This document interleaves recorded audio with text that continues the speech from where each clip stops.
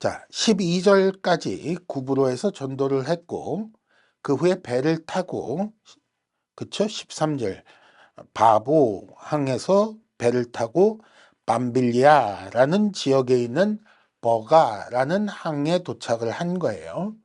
그러고는 곧장 비시디아 안디옥으로 들어갔습니다. 버가는 전도하지 않고 곧장 들어간 거예요. 비시디아 안디옥이 어디냐 하면 지금 터키 중부 내륙 지방이에요. 중부 내륙 지방이고 지금은 유적이 남아있다고는 하지만 별 볼 일 없는 도시인데 당시에는 대도시였어요. 터키 중부 그러니까 잘 이해가 안 되실 수 있지만 버가에서 안디옥 들어가려면 큰 산맥을 하나 넘어야 돼요. 그리고 비시디아 안디옥 자체가 해발 1000m가 넘는 고지대에 있어요. 그런 곳에 아주 어렵게 한 일주일 걸려서 들어갔을 거라고들 얘기들을 하더라고요.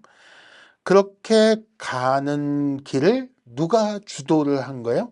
이번엔 바울이 주도를 하죠. 13절 처음에 바울과 및 동행하는 사람들이라고 돼 있으니 이 구브로에서 나오는 길을 바울이 지금 이끌고 있는 거예요. 구브로로 가는 건 바나바가 주도를 했다면 거기서 나와서 비시디아 안디옥 가는 건 바울이 인도를 했다. 아마도 이런 부분들 때문에 바울의 전도 전략이 이렇게 예상이 돼요. 지역 거점 대도시에 들어가서 유대인 회당을 먼저 들어가 거기서부터 전도를 시작한다. 라는 게 바울의 전도 전략이었을 것 같아요. 많은 학자들이 그렇게 예상을 하고 있어요. 그렇게 전도 전략을 따라 14절 안식일에 회당에 들어가 앉았습니다. 그리고 설교를 했지요.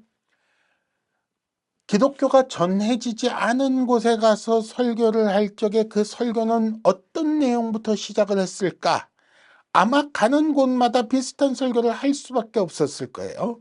특히 회당이니까 구약 성경을 알고 있을 거라고 예상을 하고 그 구약 성경을 바탕으로 해서 이렇게 앞에 얘기를 휙 지나가고 예수의 죽음과 부활, 그의 주 되심에 대한 설명 이런 내용들이 주를 이루었을 거라고 보게 되는 거죠. 아마도 비슷한 내용들의 설교가 반복됐을 거예요. 물론 복음이라는 것 자체가 그 핵심 내용은 비슷할 수밖에 없어요. 그래서 우리는 지금 건너뛰고 읽었습니다마는 같은 내용의 베드로의 설교와 같은 내용의 거의 똑같은 설교를 앞에서도 봤어요. 어디서 봤냐면 2장에서 베드로가 이 설교를 한 걸 봤어요. 7장에서 스데반이 한 설교도 크게 다르지 않았어요. 다 비슷해요. 그럼에도 불구하고 설교는 회중에 따라 달라지는 거예요. 똑같은 원고를 들고 가는 데마다 똑같은 설교를 하겠다고 달려들어도 듣는 사람들이 누구냐에 따라 설교는 달라질 수밖에 없어요. 그 상황과 그 사람들의 수준과 혹은 그 사람들이 가지고 있는 배경 지식과 이런 것들을 생각하며 다르게 전해야 효과를 거두기 때문에 어쩔 수 없는 거예요. 그러다 보니 오늘 설교는 바울의 설교요. 바울의 설교는 앞서 2장 베드로의 설교나 7장 스데반의 설교와 같은 내용일지라도 다를 수밖에 없다는 얘기를 하고 있는 거예요. 자, 그러면 바울의 설교의 핵심은 무엇이었을까? 13장에 나오는 바울 설교의 키워드는 뭐였을까? 이런 설교를 휙 읽고 한 단어를 딱 뽑아낼 수 있을까요? 아마 힘들 거예요. 본문 뒤에 나와요. 그게 뭐냐면 43절이에요. 이 설교를 다 듣고 그래서 바울과 바나바를 따르는 사람들에게 이 설교를 듣고 믿음이 생겨 바울과 바나바를 따르는 사람들에게 바울과 바나바가 뭐라고 얘기를 했어요? 항상 하나님의 은혜 가운데 있으라라고 권했다고 돼 있어요. 밑도 끝도 없이 은혜 가운데 계세요? 은혜 많이 받으세요? 하나님의 은혜 중에 거하세요? 하나님의 은혜가 당신의 삶에 있기를 바랍니다. 인사말로 하고 간 걸까요? 그렇게 보이지는 않는다는 거예요. 무슨 얘기냐면 하나님의 은혜라는 걸 열심히 설교를 통해서 설명을 하고 전달을 하고 그 다음에 그 은혜, 너희들이 지금 설교를 통해 들은 바로 그 하나님의 은혜에 계속해서 머물러 있어라, 거기서 떠나지 말아라 라고 말한 걸로 읽어야 맞다는 거예요. 그건 13장의 바울의 설교의 핵심 단어는 뭐예요? 키워드는 하나님의 은혜인 거예요. 하나님의 은혜. 이 복음 설교, 전도 설교의 핵심은 하나님의 은혜가 여러분께 임하였습니다. 그러니까 그 설교를 듣고 나오는 사람들에게 바로 그 은혜에서 떠나지 않게 하십시오. 그 은혜에 계속 머무르십시오 라고 말하는 게 되는 거겠죠. 그래서 오늘은 사도 바울의 설교를 13장에 나오는 설교를 하나님의 은혜라는 측면에서 추적해 들어가려고 하는 거예요.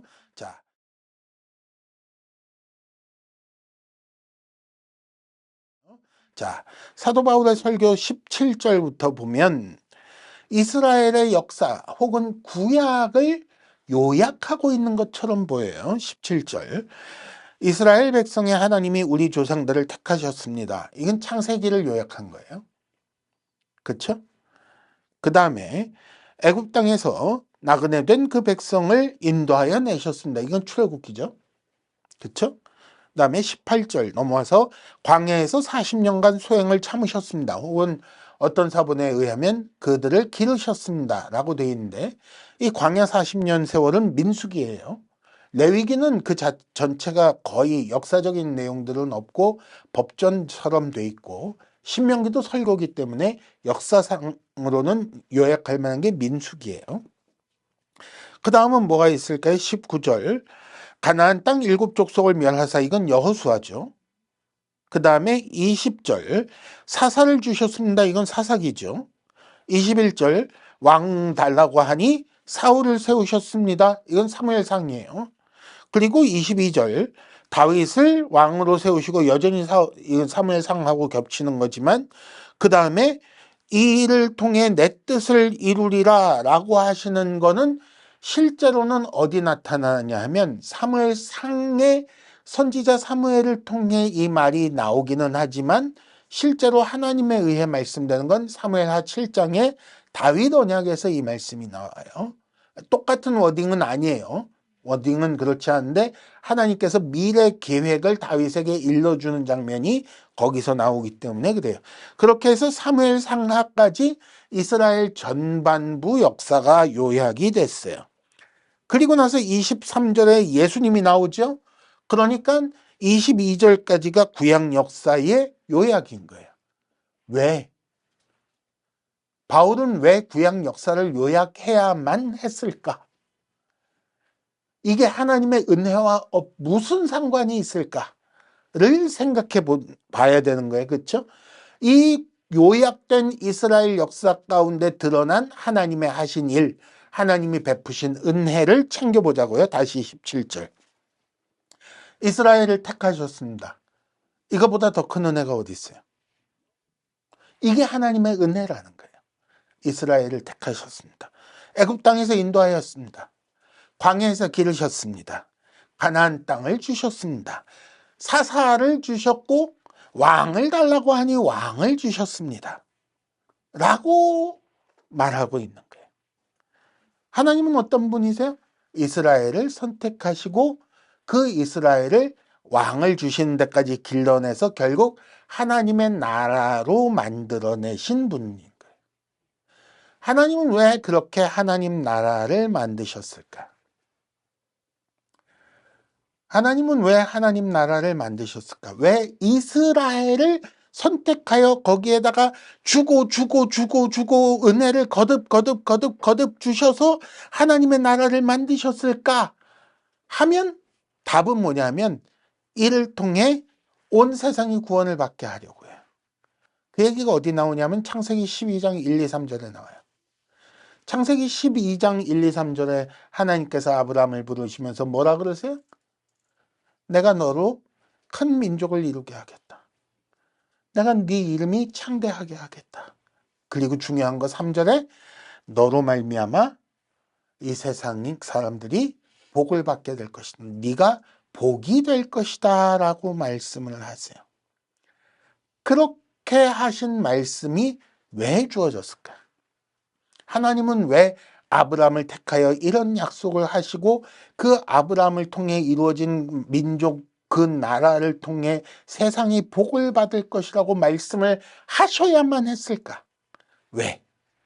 그 전에 나오는 역사가 뭐예요? 창세기 1장부터 11장까지 아브라함 등장하기 전까지 역사가 뭐냐면 하나님의 아름다운 창조에 이어지는 아담과 하와의 범죄와 타락 그리고 인류가 망가져온 역사들이에요. 얼마나 심하게 망가졌어요? 홍수를 통해서도 고칠 수 없는 수준으로 망가졌어요. 홍수가 마친 후에 하나님께서 뭐라 그러세요? 모든 사람의 생각이 어려서부터 항상 악하다. 이건 홍수를 가지고도 고쳐지지 않는 문제다. 라고 탄식하시는 장면이 나와요. 그걸 노아가 직접 확인을 해요. 누굴 통해? 자기 아들을 통해 확인을 해요. 아, 이것들은 어쩔 수 없구나. 홍수로도 고쳐지지 않는구나. 그리고는 그 백성들이 모두 모여서 셈과 함과 야벳의 족속들이 다 모여서 한 짓이 뭐냐면 하나님 뜻을 어기고 바벨에서 탑을 쌓은 거예요. 대를 높이 쌓아 하늘에까지 이르자. 이런 세상을 향하여 하나님께서 고치기 위해 행하신 일이 무엇이다? 자식을 낳을 수 없는 여자 사레와 살고 있는 아브람, 이 세상에서 가장 작은 민족 하나를 선택하신. 그리고 약속을 주시죠. 내가 너로 큰 민족을 이루게 하겠다. 내가 너를 통해 나라를 만들겠다. 그리고 이 나라를 통해 온 세상이 복을 얻게 하겠다. 라고 약속하시는 거예요. 그 약속에 따라 지금 구약 역사가 흘러왔다는 거예요. 그 약속에 따라 이스라엘을 택하시고 하나님께서 그들을 애굽 땅에서 인도하여 내시고 하나님께서 그들을 광야에서 기르시고 그들에게 가나안 땅을 주시고 자, 나라의 3요소 중에 영토와 백성이 생겼어요. 그리고 주권은 하나님께 있잖아요. 나라가 완성되기 위해서 이제 뭐만 있으면 돼요? 그 나라가 나라의 시스템을 갖추면 돼요. 그러니까 사사를 주셨다가 이제 왕을 달라고 하니 왕을 주시고 왕 중에서도 사울이 아니라 다윗 같은 왕이어야 한다라고 샘플을 딱 주신 후에 그를 통해 22절 내 뜻을 다 이루리라 구약에 약속된 것을 그 다윗의 후손을 통해 성취할 것이다 라고 말씀하셨습니다 라고 구약 역사를 쭉 요약을 한 거예요. 하나님이 이 세상에 복을 주시기 위해 은혜를 베푸시기 위해 이렇게 이스라엘을 인도하여 오셨습니다. 그리고 23절 약속하신 대로 이 사람 다윗의 후손에서 이스라엘을 위하여 구주가 나셨습니다. 그가 바로 누구입니다? 예수입니다. 그런데 이 예수가 그런 분으로 오셨는데 이 사실을 사람들이 모를까봐 하나님께서 그걸 전하라고 예수가 구주라는 사실을 전하라고 요한을 세우셨습니다. 24절 요한이 먼저 회개의 세례를 전파하였습니다. 그리고 그가 그 길을 마칠 때쯤 죽기 전에 나는 그리스도가 아니다 라고 분명히 밝히게 하셨고 내 뒤에 오시는 분이 바로 구주시다 그리스도시다를 분명히 밝히게 하신 거예요. 무슨 얘기예요? 내 뒤에 오신 분이 그리스도다. 그리스도께서 오셨다. 구주께서 오셨다. 드디어 하나님께서 약속하신 바를 성취하사 온 세상이 복받게 하실 그분께서 드디어 오셨다라는 기쁜 소식 아니에요. 그 소식을 듣게 하셨다는 게. 그래서 26절 세례 요한의 얘기 마친 뒤에 이 구원의 말씀을 우리에게 보내셨다라고 말하고 있는 거예요. 이게 구원의 말씀인 거예요. 이 소식이 구주가 오셨다라는 말씀 자체가 구원의 말씀인 거예요. 아브라함의 후손에게, 너희 중 하나님을 경외하는 사람들에게, 우리 모두에게, 아브라함의 후손이며 하나님을 경외하는 모든 사람들에게 이 구원의 소식이 전해졌는데, 그런데 27절 예루살렘에 사는 자들과 그들의 관리들이 몰라서 예수님을 죽여버렸다는 거예요. 이분이 구주인 걸 모르고 죽여버렸다는 거예요. 죄가 있다고 정하여 자기들이 죄가 있다고 덤태기를 확 씌워놓고 죽이지 못하니까, 죄를 찾지 못하니까 빌라도에게 끌고 가서 죽여달라고 했다는 거예요. 그 얘기가 쭉 나오는 거예요. 그렇죠? 그렇게 했는데 그것조차 뭐라는 거예요? 성경을 응하게 하는 일이라는 거예요. 이미 구약에 예언되어 있었던 하나님의 계획을 따른 일이라는 거예요. 그렇게 한 다음에 그걸로 끝이 아니라 무덤에 들어가 있는 걸 분명하게 죽은 사람을 하나님께서 살리시고, 그리고 그 증인들이 31절 예루살렘에, 갈릴리로부터 예루살렘에 함께 올라온 사람들이 그 증인으로 가득 있다. 무슨 말이에요? 오셨다로 끝난 게 아니라 그 오신 분이 죽으시고 부활하셨다. 성경에 기록되어 있는 대로 다 이루셨다. 그 죽음과 부활까지 구약에 이미 예언되어 있었는데 그걸 다 이루셨다. 하나님의 뜻을 싹 다 이루셨다. 라고 하나님이 그때 바울 때까지의 하신 일 전체를 요약해서 설명하는 거예요. 오셨다. 구원의 소식이 우리에게 이르렀다. 하나님께서 드디어 약속하신 그 은혜를 우리에게 베푸셨다라고 확증하고 있는 거예요.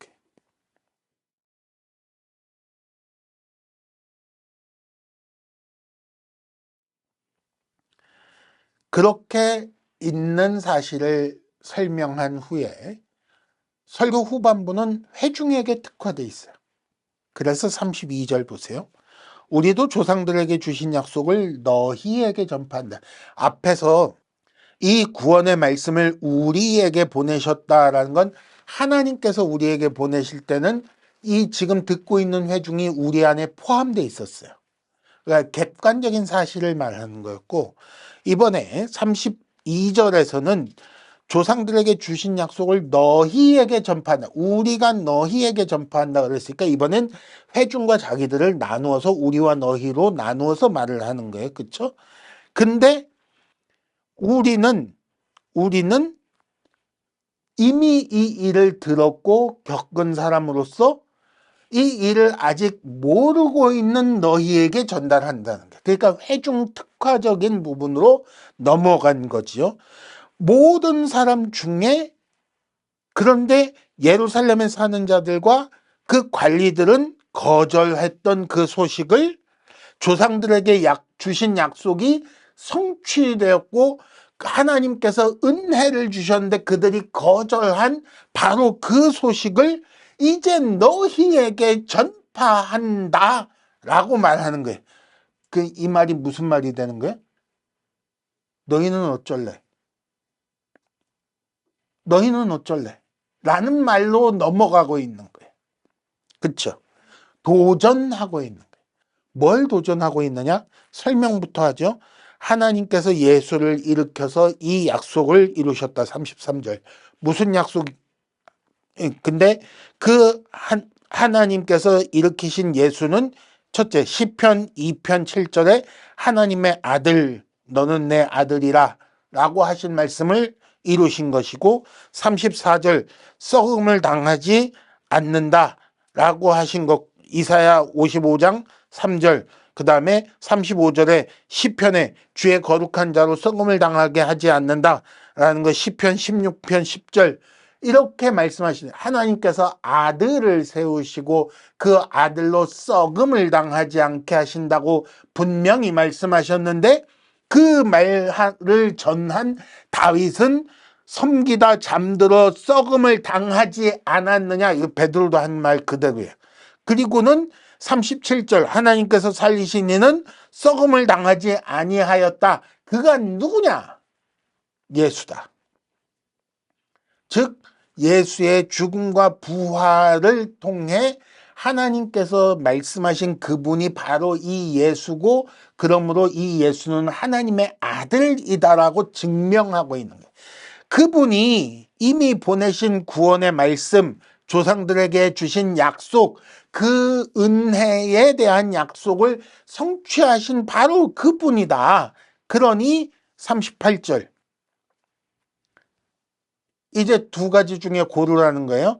이 사람을 힘입어 죄사함을 받고, 39절 모세의 율법으로 의롭다함을 받을 수 없는 모든 일에서 이 사람을 힘입어 믿는 자가 의롭다 되는 이 복을 받을래. 약속대로 하나님께서 세우신 구주이신 예수를 힘입어 성취된 이 약속 안에 들어올래. 죄사함 받고 의롭다 하심을 얻을래. 아니면 41절 그렇게 하지 않는다면, 41절을 좀 뜯어서 말할 거예요. 뒷부분부터 일러줄지라도 도무지 못할 일, 도무지 믿을 수 없는 그런 한 일을 행한다고 하셨는데 그걸 실제로 행하셨고, 그걸 믿을 수 없다고, 에이 죽은 사람이 어떻게 살아나, 에이 하나님의 아들이 어떻게 죽어 라는 식으로 멸시하는 사람들은, 41절 앞부분이죠. 멸시하는 사람들아 너희는 놀라고 멸망하라 라고 선지자가 얘기하는데 그렇게 될래? 라고 묻고 있는 거예요. 하나님께서 은혜를 베푸사 일방적으로 주시고 하나님께서 그 백성을 택하여 큰 민족으로 만드시고 나라를 만드시고 왕을 주시고, 결국 그 왕 중에 마음에 합한 다윗을 세우게 하시고 그 다윗의 자손 중에 이 일을 이룰 거라고 분명히 약속하시고, 그리고 다윗의 자손으로 오신 그분이 하나님의 아들이라는 사실을 그가 죽게 하시고 다시 부활하게 하심으로 증명해내시고 하셨으니 이제 그를 믿고 살래? 아니면 믿지 않고 멸시하고 죽을래? 라고 묻고 있는 거예요. 그 얘기가 나오면서 40절 이렇게 되지 않도록 이 말씀하신 것이 너희에게 미칠까 삼가하라. 조심하라. 둘 중에 뭐 할래? 아무리 물어봐도 사는 게 낫지. 죽지 않도록 조심하라. 하나님의 은혜가 왔는데 은혜를 받으면 살고, 거절하면 죽는데 괜히 거절하지 말고 살아라 라고 얘기한.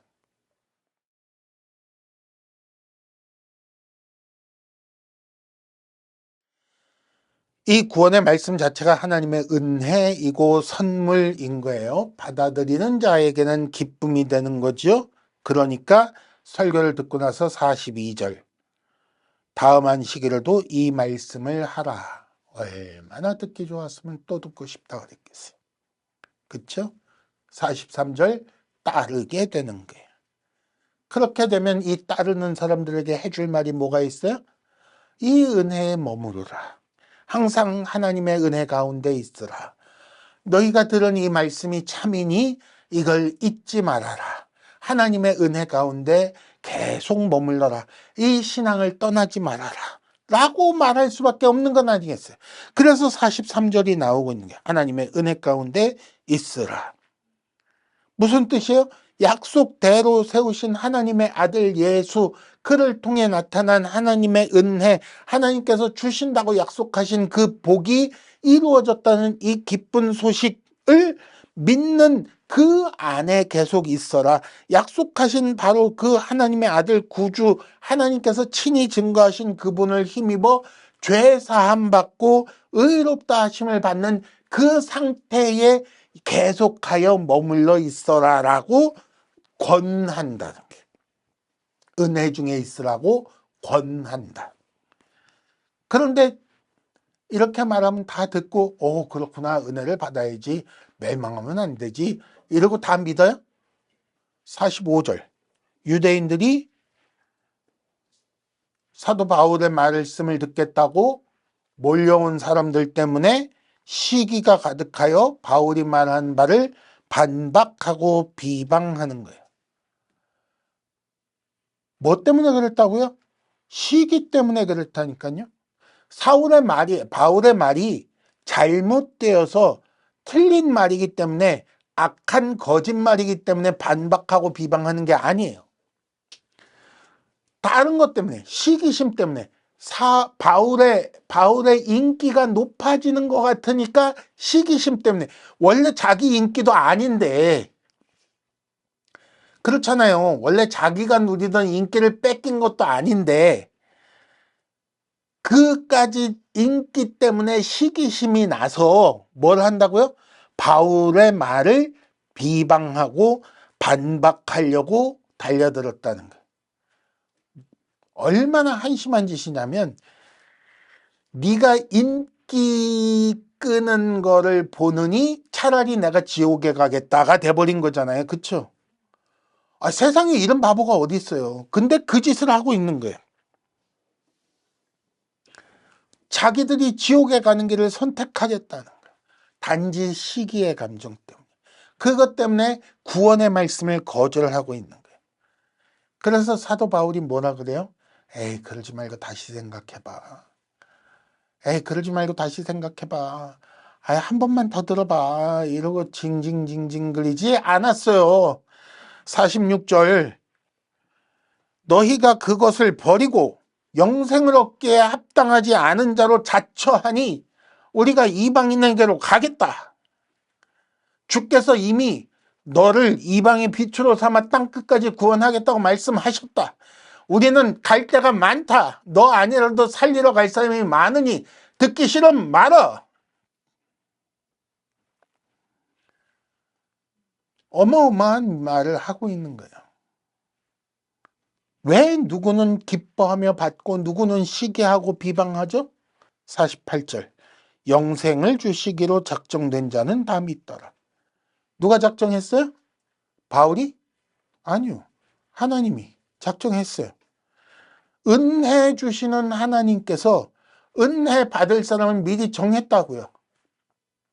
그래서 하나님의 은혜가 선포되면 누구는 그 은혜 안에 들어오고 누구는 그 은혜를 거절하는데, 누가 들어오고 누가 거절하느냐, 누가 그 은혜를 받고 누구는 거절하느냐, 하나님께서 은혜 받으라고 정하신 사람만 받는 거예요. 그러니 사도 바울이 거기서 징징대면서 부탁할 이유가 없는 거예요. 제발 한 번만 더 들어봐줘. 그럴 이유가 없다고요.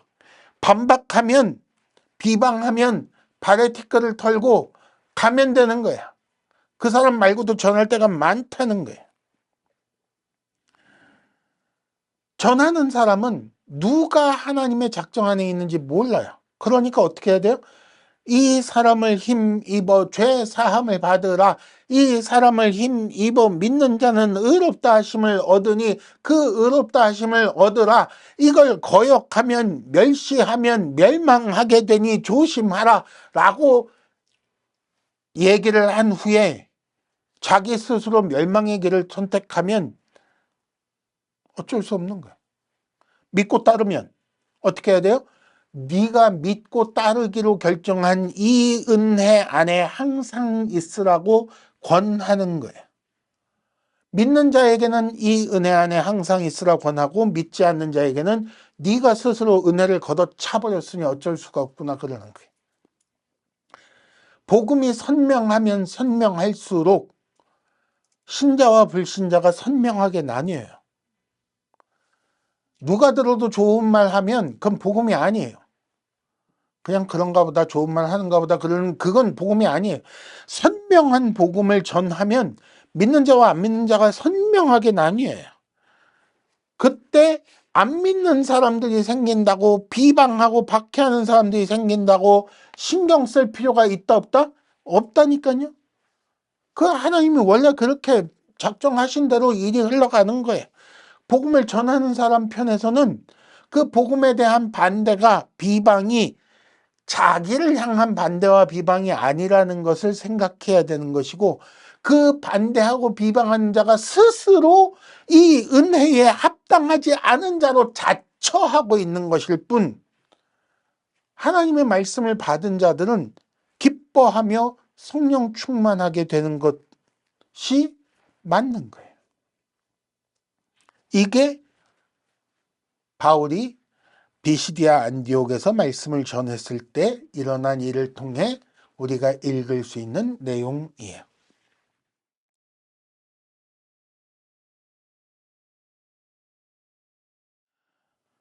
이렇게 생각할 수도 있어요. 하나님의 은혜 가운데 있으라 라고 하는 말씀을 읽으면서 은혜라는 걸 잘못 생각해서 은혜를 줘야 그 가운데 있지 라고 생각하는 사람들이 있을 수 있어요.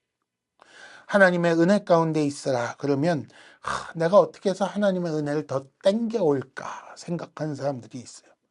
은혜라는 걸 오해를 해서 하나님께서 나 먹고 사는 문제를 해결해 주시고 통장에 돈이 남아돌게 해 주시고 좋은 집, 좋은 옷, 좋은 차, 좋은 음식에 날마다 그렇게 펑펑 써내도 여전히 돈이 남아돌게 해 주시고 병이 날면 고쳐주시고 심지어는 병이 나지도 않게 하시고 슈퍼맨과 같은 능력을 날마다 주셔서 내가 한번 째려보면 사람들이 쓰러지고 그게 은혜 가운데 있는 거라고 생각하는 아니요.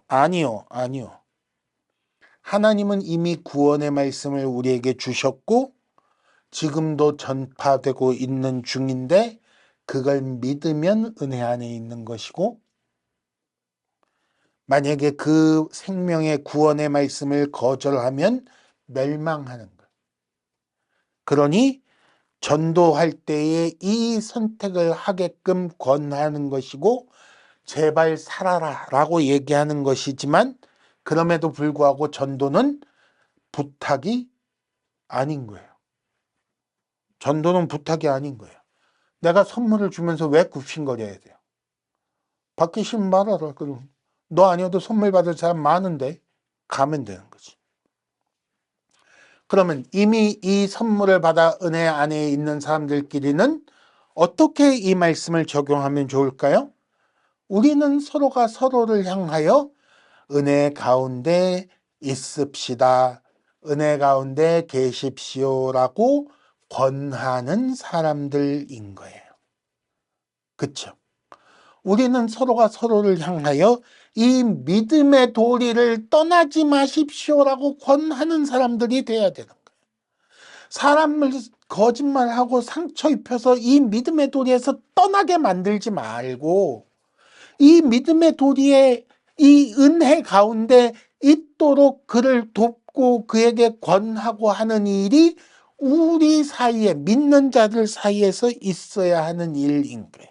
구원의 은혜를 기뻐하라고 권하고 비방이나 박해 때문에 실망하거나 좌절하지 말라고 격려하고 선한 일을 행하자고 권면하며 바른 말을 하자고 권면하며 우리 함께 하나님 안에서 이 복과 은혜를 누리자고 늘 권하며 서로가 이 은혜 안에 세워질 수 있도록 하는 일들을 우리끼리는 해야 되는 거예요.